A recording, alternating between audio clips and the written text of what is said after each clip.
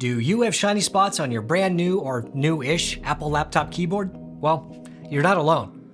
Over the last decade or so, it seems that Apple has changed something about the material on their keyboards, which leads to shiny spots and keys over time. And I mean, after just a few weeks of using a new Apple laptop, you'll start noticing it. Why? It is so frustrating after spending $1,000 or many thousands of dollars on a laptop, only to find one of the parts you touch the most quickly starts to change. So what is it and what can you do about it? Well, the first thing you might think is that it's oil or grease from your fingers from all of the times you ate greasy French fries while trying to surf the web or get work done. And maybe that is just part of the issue and you can just wipe that off of the keys for now. But then the next time you try and wipe the keys off and it looks like the oil is still there. Next, you will probably try to use a damp microfiber cloth and maybe some rubbing alcohol, but it's just not coming off. No matter how often you wash your hands or wipe down your keyboard, the shiny spots just keep coming and there's nothing you can do about it. So let me tell you, it's not grease. Grease is not somehow weaseling its way into the grooves in the plastic of the keycaps. You can Google how to prevent it or why it's happening, and it's actually the plastic on the keycaps wearing down and removing the matte finish. And people are really annoyed, including me. Even prominent bloggers like MG Siegler and John Gruber have complained about this. This is a big blemish on an otherwise nearly perfect piece of hardware. It seems that Apple has just chosen to use a cheaper ABS plastic in order to have thinner keys and devices, which results in the keys that quickly lose their finish. So, what can we do about it? I found two options. First, you can use a keyboard cover. There are a lot of options on Amazon for Apple laptop keyboard covers. I picked up the uppercase Ghost cover, which they say is a thermoplastic polyurethane and not silicone cover, but I don't know if that really matters. This is a very slim cover that fits right on top of the MacBook keyboard and actually sits about perfectly on top, leaving a cutout for the Touch ID sensor. I ended up picking up the clear version, but they also have a tinted version, which I think may actually be a better fit for the black keyboards. The other option is keyboard stickers that sit on top of the keycaps. I found a company called Keyshorts, which uses a 2-layer sticker with a matte finish, and I chose the black stickers with white lettering, which should perfectly match with the MacBook Pro. Keyshorts also has them in clear, or you can choose from many of their own designs, or even submit your own photo or design for custom-made keycap stickers. And even if you don't need a design, you can use Keyshorts to change the keyboard language, font, or even just the size if you need bigger letters to see. So with the uppercase Ghost cover, I was actually surprised how thin this thing is. I mean, the keycap covers probably aren't much thicker than the stickers, which we'll show in just a moment. But this cover just literally lays right on top of your keyboard and fits perfectly between the grooves and around the edges to prevent dust and water and debris and anything else from getting in the keyboard. I did see one review online where somebody credits this cover with saving their butterfly keyboard and never having any issues with it throughout the years that they had it. Now, this clear version doesn't look great on this laptop in my opinion. It looks like there's a cover over your keyboard. You can definitely tell just from looking at it, and that's why the tinted version may work out a little bit better. But whichever color you go with, typing is going to be the same.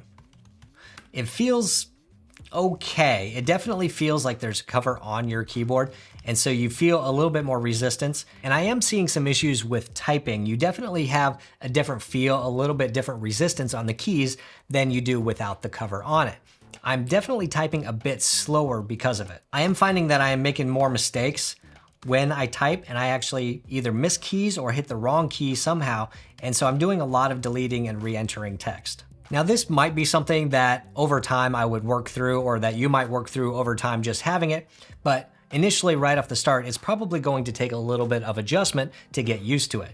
Now, if you are switching between a lot of devices, if you don't have this on all of your devices, then it probably will be a little bit of a mental shift going between a device with the cover and a device without. This kind of reminds me of the iPad Smart Keyboard Folio cover thing for the iPad Pro, which I think was a butterfly keyboard with like a mesh on top of it. I don't have it anymore, but that's kind of what it reminds me of because all of the keys have just a little bit different feel to it. And because this Ghost cover is pretty much transparent, the backlight of the keyboard shines right through, so you won't have any issues using this in dim lighting. Now, Apple actually says that they don't recommend using any keyboard cover on your laptop because of the tight tolerances between the keyboard and the display. Now, in my opinion, this cover seems to be so thin that it probably doesn't matter when you actually close the device. However, because this is a cover, it just pulls right off. So if that is something you're concerned about, then you can definitely take that off, close your laptop, and be good to go.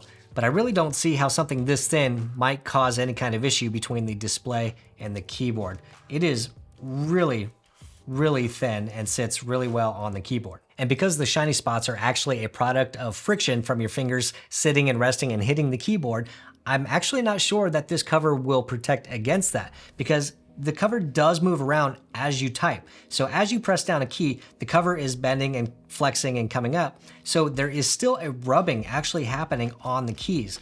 So over time, you might actually get a similar issue with shiny spots on the keyboard, even with this cover. But I'm really curious to know, so if you've been using a keyboard cover on your Mac laptop over time, are you also getting shiny spots underneath? Let us all know below. But overall, I'm just not a fan of the feel of having this cover on the keyboard. It just doesn't feel as tactile to me, and I definitely type slower. With the key short stickers, it's definitely more of an involved install process compared to just laying the mat on. The first thing you're going to do is cut off the side portion of the template, and that's going to be a tool or applicator that you use to help with the install. So one by one, you just need to remove a sticker from the template, attach it to the corner of the applicator, and position it over the keyboard and install it. And of course, it's easier said than done. I started with the escape key at the top left, and this was definitely the hardest one to place, and that's just because it was the first one.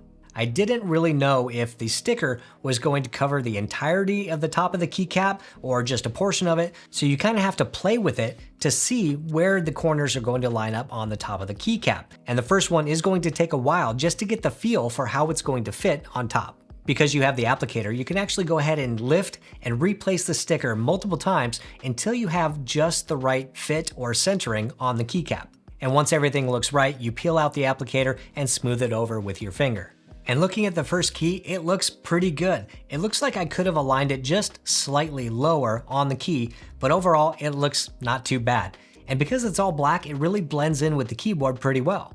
So one by one, I went through the same process, peeling each individual key sticker off of the template, using the applicator and gently and precisely placing the stickers on every single key on the keyboard. This process did take quite a long time. It ended up taking me about 80 minutes from start to finish to place all of the stickers, and I definitely recommend taking a break because it killed my neck and back. Here you can see I have about 40% of the keyboard done on the left side compared to the right, and using my iPhone and my eyeballs, you really cannot actually see the difference between the keycaps with the sticker and the keycaps without unless you get really close or you kind of feel it around with your fingers. And if you're curious about the backlight coming through the stickers, you can see here that you do get some backlight through the white lettering on the stickers, but it's nowhere near as bright as the keys without. So if having bright backlit keys is important to you, this may not be the best option. Overall, when done, this keyboard looks amazing. It looks almost indistinguishable from a regular keyboard without the stickers on it. Now, I will point out a couple of mistakes that I made, and it's something to consider when thinking about going with this option. With the 1 key, the O key, and the F key, I actually misplaced them a little bit on here, and when I took the applicator out, I pushed the sticker all the way down, and so I had to peel it back up. Pulling up these stickers is a little bit difficult, and you have to be really careful, especially if you're trying to replace it. For example, with the 1 key, I was able to get a corner up and slowly peel the sticker off and reapply it, but you can see at the corner of the 1 key, there's a little bit of a distortion or peel up of the second layer that won't go away. And that's the same thing with the F key, but a little bit less noticeable. However, I did accidentally put the O key on the 0 initially, so I had to peel that up and place that back on the O key, and that one was pretty difficult to get off without actually destroying it. So my best advice is to go real slow and make sure things are actually lined up the way you want them before you remove the applicator from the sticker. And if you don't, you might actually end up with messed up keys like I have. Another option is to buy a second set of the key shorts keys so that if you do mess one up, you have a backup to place on there as well. Also, as a pain in the neck, literally, as it was to install, I'm guessing that the removal is actually going to be a little bit more annoying. Now, KeyShort says that when you remove it, you just start with the corner and peel it up slowly so you don't pull off the keycap, and there should be no residue left behind. But the first thing you have to do is actually get a fingernail on one of the corners of the stickers to get it up. So that probably will take quite a bit of time as well. Now, the best thing about these KeyShorts covering the keys is that it doesn't change the look or the feel of the keyboard at all. Every single key feels the exact same as it does without a sticker, and so you don't have to make any adjustments to the way you type or how fast you type.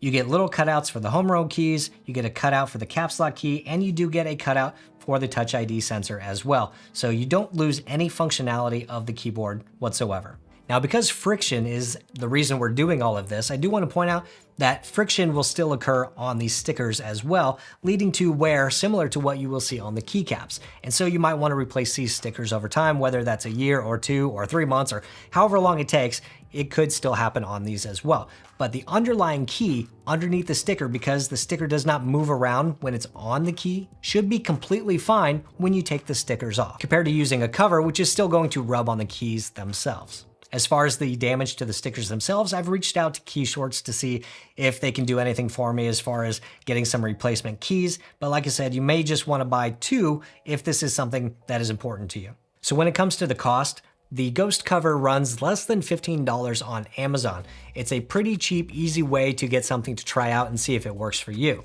The cost of the KeyShorts right now is about $30, and it did take quite a while for me to actually get it. It ships from Poland, and so it took almost 4 weeks from ordering to receiving in my case. So if you're somebody like me who is super particular about how your device looks, these are the only 2 options that I've found so far to protect the keys on the MacBook Pro. If you know of anything else, definitely let me know below. Now, if you're super anal about keeping the keys perfect, go with the KeyShorts and maybe buy 2 just in case you mess up a couple of the letters. But I just can't get used to the feeling of a full cover on the keyboard, especially since I switch between devices all of the time. If you plan on keeping your laptop for a very long time, maybe just forget about the keys and accept it as part of the MacBook. If you plan on upgrading frequently, either of these items may help with the resale value. For me, I'm going to give the KeyShorts another chance and see if I can get some replacements for those ones that I messed up. But what do you guys think? Is the shiny keys enough of an issue for you to try out something like this? Or is there a better option? Let me know below. And if you want to know what other accessories I use with my Mac laptops, check out my desk setup video right over here. Hit the thumbs up button if you liked it, hit subscribe if you want, and I'll see you next time.